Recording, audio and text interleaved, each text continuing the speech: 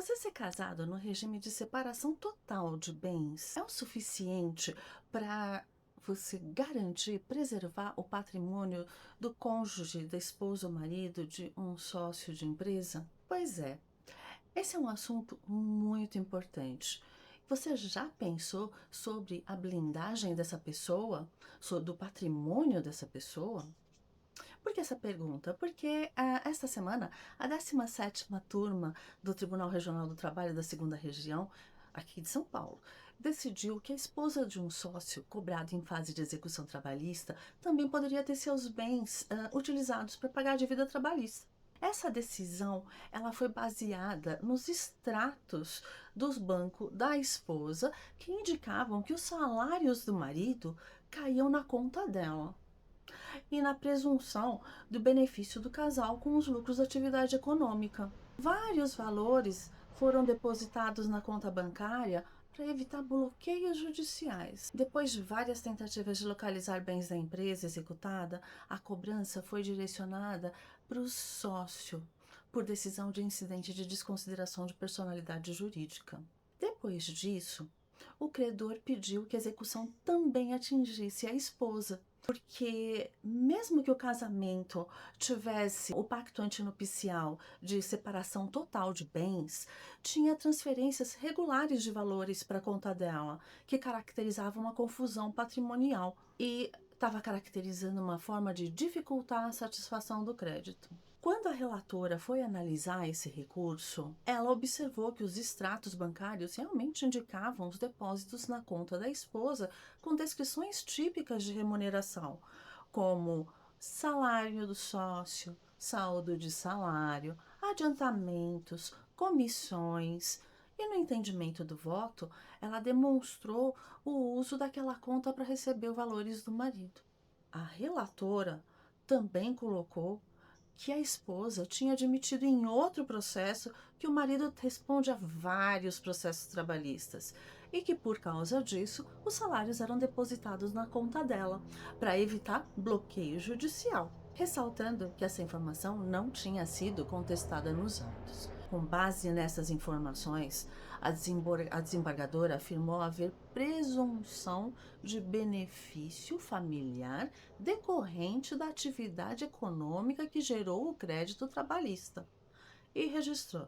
Entendimento diverso equivaleria a autorizar a blindagem do patrimônio do devedor com a ameação do cônjuge ou companheiro, o qual foi adquirido com os lucros da atividade econômica da empresa. Vamos traduzir?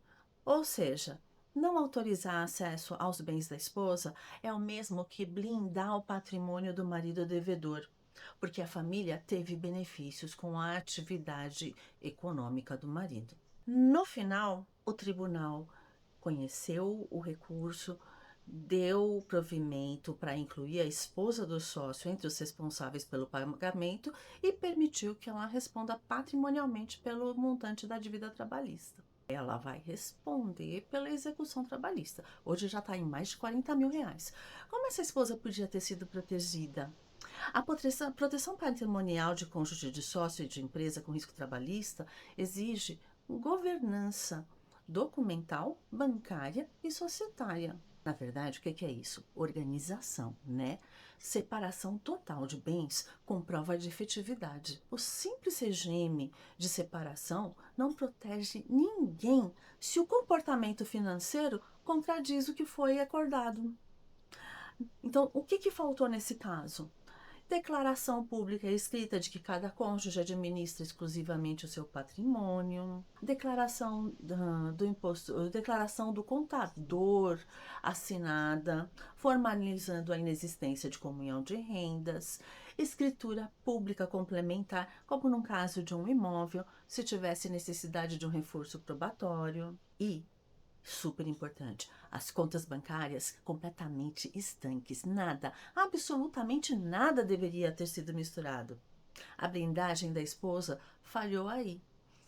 Valores depositados na conta dela com os títulos salário, adiantamento, comissão. A administração financeira tem que ser separada e formalizada. O cônjuge só se protege quando demonstra que não se beneficia da atividade econômica. do marido, da esposa. A contabilidade doméstica tem que ser separada. E é bem legal ter os comprovantes das despesas familiares separados, demonstrando que cada um custeia com seus próprios valores. E uma coisa que é muito importante, uma declaração de imposto de renda individual, que evidencia a independência econômica. Patrimônio da esposa com origem documental própria. O marido que é sócio nunca pode usar uma conta do cônjuge para burlar uma penhora. Isso caracteriza fraude à execução, gente. Isso é um problemaço. A blindagem correta é utilizar as medidas formais, limite de empenhorabilidade salarial, quesitos do artigo 833 do CPC, e não utilizar a conta de outra pessoa. Isso é super importante. Proteger quem a gente ama é necessário. E às vezes se proteger de quem a gente ama também.